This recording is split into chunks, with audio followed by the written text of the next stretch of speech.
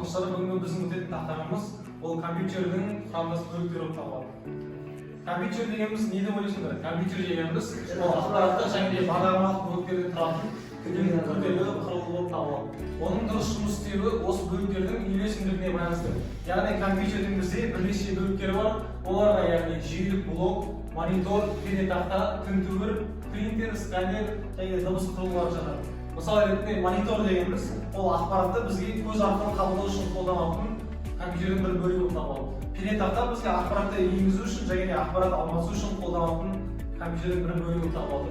Тінтуір, принтер дегеніміз ол компьютердің құрамдас бөліктеріне, ал дыбыс құрылғылары ол компьютерді біз яғни құлақ арқылы есту үшін қолданатын компьютердің негізгі ақпараттық бөліктері болып табылады.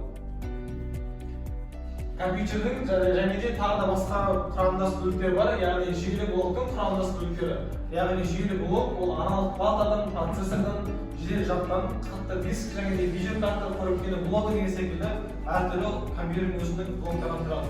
Әрқайсысының және де өзінің қызметтері болады. Процессор мысалы компьютердің миына жатады, яғни әрбір болған ақпараттарды сендерге үйретіп, деген секілді қалай жұмыс жасау керектігі туралы барлығы процессорға байланысты болады. Жедел жад ол берілген ақпараттардың сыйымдылығын соны анықтайтын компьютердің құрамдас бөлігі болып табылады. Видеокарта, видео немесе тағы да басқа деген секілді сол компьютердің жұмыс жасауына байланысты сол компьютердің бөлігі болып табылады. Қоректену блогында сол компьютердің бір бөлігінің түрі болып табылады. Компьютердің құрамдас бөліктері және де әртүрлі түрлері тұрады. Мысалы ретінде шектері құрылғылар.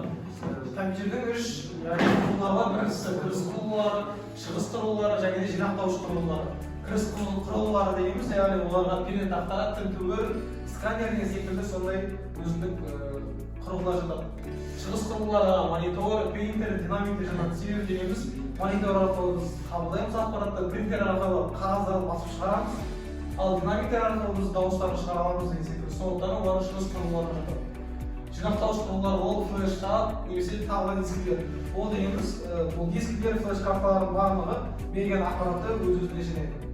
Қазіргі алдағы уақытта біз сіздермен жұмыс жасап үйренеміз және де әрқайсымыз қазір компьютерге отырып, компьютердің бөліктері туралы ақпараттарды іздеп, сол туралы тасымалға дайын боламыз.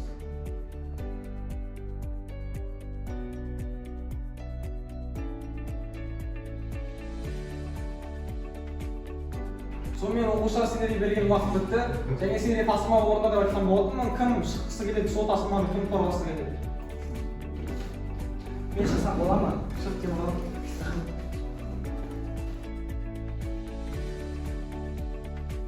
Сонымен оқушылар бүгінгі сендерге берілген тақырып түсінікті болды деп ойлаймын. Түсінікті ма сендерге? Иә. Енді келесі тапсырма 209 аудиторияға барып, компьютердің негізгі бөліктерімен танысатын боламыз және де компьютерді құрап, шашу деген секілді сондай іс-әрекеттермен айналысатын боламыз.